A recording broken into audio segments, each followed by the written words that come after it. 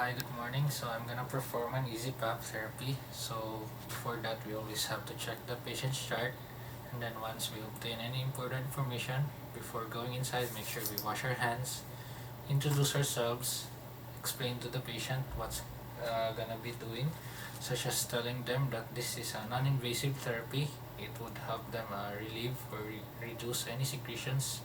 It would open up their airways, and it will also mobilize secretions also and prevent their lungs from any collapse. So after that, we always make sure we do our vital signs, our pre-assessment, always perform an auscultation to listen to their breath sounds, and then let the patient position in an upright position with their elbows resting in a table, or if not, just allow them to be comfortable and relaxed. And then make sure we gather all the supplies, and then with the supplies, inspect the device for any cracks or damage. If there is, replace it with a new one.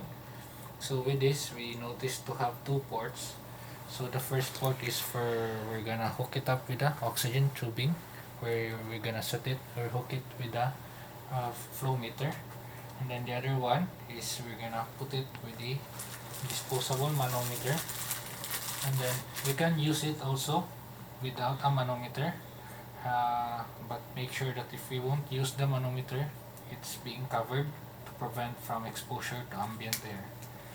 So when putting these two, make sure that we inspect and to make sure that the connections are tight and secure.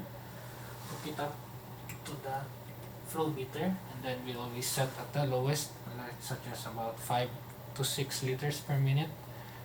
We always have to make sure that we prevent the patient to take inspiratory flows of more than 60 liters to prevent any complications. So with this one, we're gonna put it with a mouthpiece. So with the mouthpiece, the patient should also have a nose clip. So in that, we tell the patient that this would prevent them from breathing in through their nose. And then with that, make sure that their mouth are sealed together with their lips. And then when holding this, they should hold it like this, and then this one is upright. And then they should not obstruct in the back, because it's not indicated to obstruct it in the back. And then another thing is, when performing this therapy, let the patient take a slow deep inspiration, and after that take a good exhalation, not a forceful way but a strong one, so that the patient can reach about 3 to 4 seconds. And then also with this therapy, we can use it together with a nebulization treatment, where there's a nebulizer device being put up in here in front with its nebulization cup. And then with the nebulization treatment, if using this together, it is beneficial to some patients who would able to improve their lung volumes every after treatment. And then we should also not take this to the patient or allow the patient to do this more than 5 times, to prevent the patient from being passed out, dizziness, hyperventilation, or their intracranial pressure more than or increased.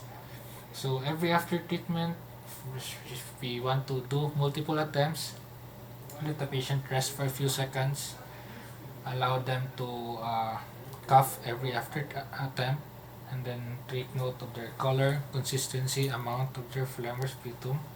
And then if also some patients who are not able to tolerate the mouthpiece, we also have an option to use it with a mask.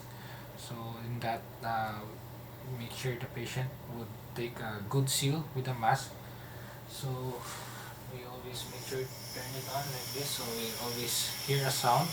And then if the patient takes inspiration, we notice this white piston to rise. So we always take note if what the pressure the patient was able to reach. So once everything is done, set the device on the side. This one is a disposable. Make sure we cover it to prevent exposure to ambient air. This one should not be immersed in water.